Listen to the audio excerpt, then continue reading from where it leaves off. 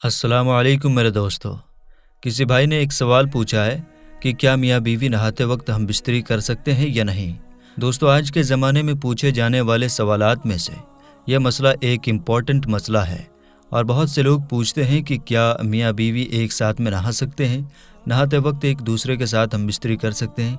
और सवाल अक्सर नौजवान लोग करते हैं, इसलिए ये सवाल इस दौर में ज़्यादा इम्पॉर्टेंट है क्योंकि आज का दौर नया दौर है जिसकी वजह से ऐसे सवालात सामने आते हैं।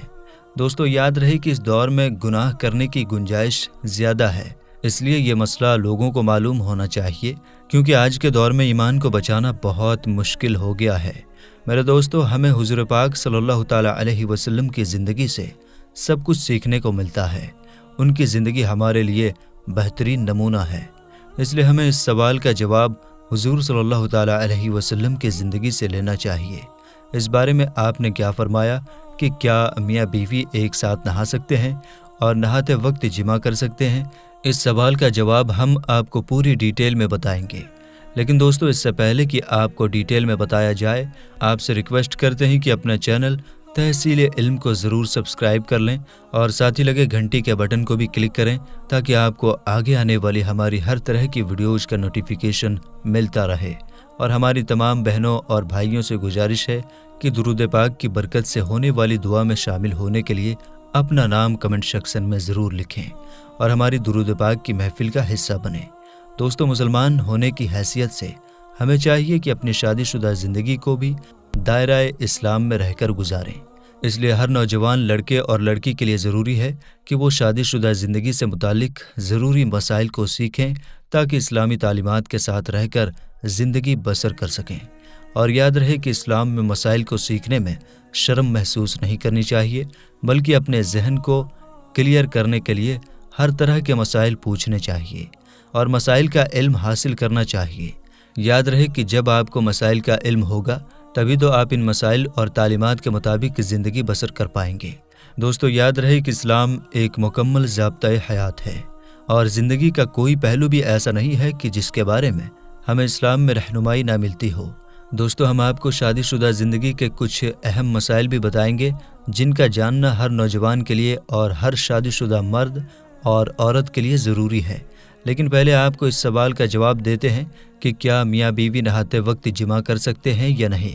तो दोस्तों, इसका जवाब है हाँ, आप कर सकते हैं।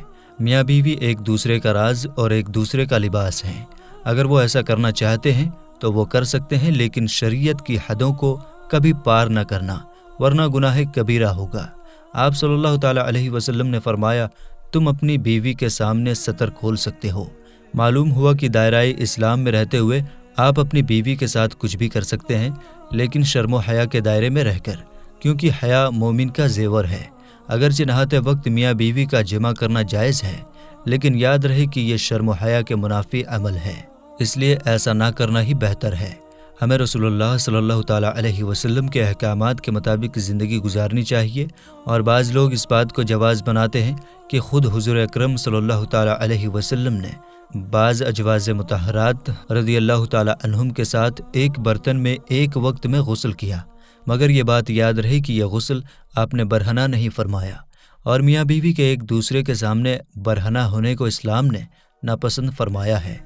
याद रहे कि अगरचे तन्हाई में मियाँ बीवी का एक दूसरे के सामने सतर खोलना जायज़ है, मगर शरीयत में बहुत नापसंदीदा है, बल्कि शरीयत में जिमा के वक्त बिल्कुल बरहना होना ममनू है। कोई न कोई कपड़ा ओढ़ लिया जाए, यही शरीयत का हुक्म है।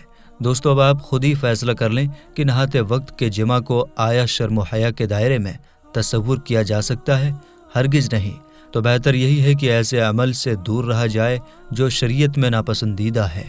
दोस्तों, पहले भी जिक्र हो चुका है कि इस्लाम हमें बरहना होने से मना करता है और इस बारे में तिरमिज़ी शरीफ की ये हदीस मुलाहिज़ा फरमाए कि इब्ने उमर रदियल्लाहु ताला अन्हु से रिवायत है कि रसूलुल्लाह सल्लल्लाहु ताला अलैहि वसल्लम ने फरमाया, बरहना होने से बचो, क्योंकि तुम्हारे साथ वो फरिश्ते होते हैं जो जुदा नहीं होते मगर सिर्फ पाखाने के वक्त और उस वक्त जब मर्द अपनी औरत के पास जाता है।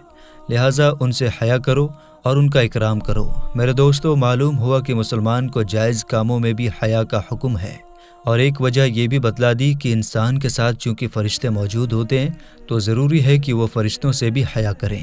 یاد رہے کہ آج کل سب سے زیادہ بری عادتیں جو عوام میں پائی جا رہی ہیں وہ فلموں کی وجہ سے ہیں۔ لوگ ہر طرح کی فلمز دیکھ کر غلط کاموں کو بڑے شوق سے انجام دے رہے ہیں اور اسے پیار محبت کا نام دے رہے ہیں۔ کہیں نہ کہیں یہی وجہ تھی کہ آقا کریم صلی اللہ تعالیٰ علیہ وسلم نے تصویر کشی سے منع فرمایا تھا، لیکن افسوس کہ آج کل تصویر کشی عام ہو چکی ہے، اور یہی تصویر کشی بے حیائی کو عام کرنے کی بنیادی وجہ بھی ہے۔ آج میڈیا ہمارے نوجوان نسل کی جو کردار کشی کر رہا ہے اس سے کون واقف نہیں ہے۔ خدا را میڈیا کا غلط استعمال نہ کریں اور حیا کا دامن ہاتھ سے نہ جانے دیں، چاہے آپ جائز امور ہی میں کیوں نہ سر انجام دے رہے ہوں۔ اللہ تعالیٰ سے دعا ہے کہ اللہ ہمیں ان بری عادتوں سے بچائے، آمین ثم آمین۔ میرے دوستو، ہر نوجوان کو اور تمام شادی شدہ حضرات کے لیے ایک اہم مسئلہ یہ ہے کہ ان کو یہ معلوم ہونا چاہیے کہ غسل کے فرض ہونے کی کیا صورت ہے۔ اس لیے آپ کے لیے غسل کے فرض ہونے کی صورتیں بیان کی جا رہی ہیں، انہیں غور سے ملاحظہ فرمائیں۔ نمبر 1، منی شہوت کی وجہ سے نکل جائے تو غسل فرض ہے، اور اگر محنت و مشقت کی وجہ سے نکلے تو غسل لازم نہیں، البتہ وضو ٹوٹ جاتا ہے۔ نمبر 2، اگر پتلی بنی پیشاب کے ساتھ بغیر شہوت کے نکلے تو غسل فرض نہیں۔ نمبر 3، سو کر اٹھنے کے بعد کپڑوں پر کچھ نشانات پائے گئے تو اس پر غسل کی چند صورتیں ہیں۔ اگر اس کے ودی یا وضی دونوں میں سے ایک کے ہونے کا یقین یا احتمال ہو، غسل واجب نہیں۔ اگر یقین ہے کہ منی یا وضی نہیں کچھ اور ہے تو غسل واجب نہیں۔ اگر منی ہونے کا یقین ہے مگر مزی کا شک ہے، اور اگر خواب میں احتلام ہونا یاد نہیں تو غسل ضروری نہیں۔ مجامات سے مرد اور عورت پر غسل فرض ہو جاتا ہے، چاہے انزال ہو یا نہ ہو۔ عورت حیض سے فارغ ہو تو اس پر غسل فرض ہے، اور نفاس سے فارغ ہو تو اس پر غسل فرض ہے۔ دوستو، یہ تھی چند صورتیں جن میں غسل فرض ہو جاتا ہے اور بندہ بغیر غسل کے پاک نہ ہوگا۔ اب آپ کو غسل کا مسنون طریقہ بتاتے ہیں۔ یاد رہے کہ غسل کے اگر فرائض رہ جائیں گے تو غسل نہ ہوگا، اس لیے ضروری ہے کہ مسنون طریقے پر کیا جائے، اور غسل کرتے وقت خاص طور پر فرائض کا خیال ضرور رکھا جائے۔ غسل کے مسنون طریقے کے بارے میں روایت ملاحظہ فرمائیں۔